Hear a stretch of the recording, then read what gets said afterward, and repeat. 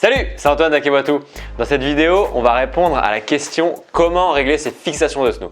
Je sais que tu meurs envie de le savoir. Tu vas avoir besoin d'un snowboard, de fixe, comme celle-ci, d'une boot, voilà, et d'un tournevis, comme celui-là. Alors la première chose à savoir, c'est est-ce que tu es régular, c'est-à-dire que tu mets ton pied droit à l'arrière et ton pied gauche à l'avant, ou bien goofy, c'est-à-dire que tu mets ton pied gauche à l'arrière et ton pied droit à l'avant. Pour ça, il y a un exercice tout simple. Assistant. Alors tu demandes à quelqu'un de te pousser tout simplement, hop, et tu mettras en fait ton pied avant, tu mettras en avant et ton pied arrière, donc ton pied directionnel, restera en arrière. Et là tu sauras donc si tu es régular ou goofy. Facile.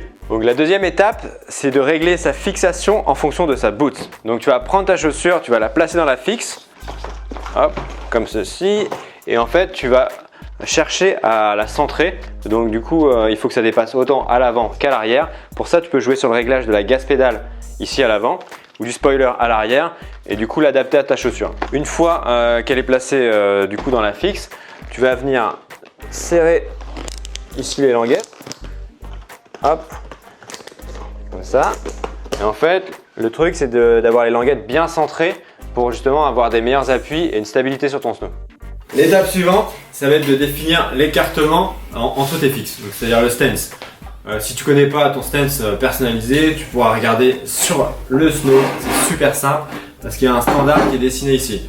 Voilà. Et si jamais tu veux quelque chose de plus affiné, eh ben, tu peux utiliser une formule mathématique très simple. Pour une pratique freestyle, tu vas prendre ta taille en centimètres que tu multiplieras par 0,33 et pour une pratique plus polyvalente, donc un peu passe-partout, tu prendras ta taille toujours en centimètres que là tu multiplieras par 0,32.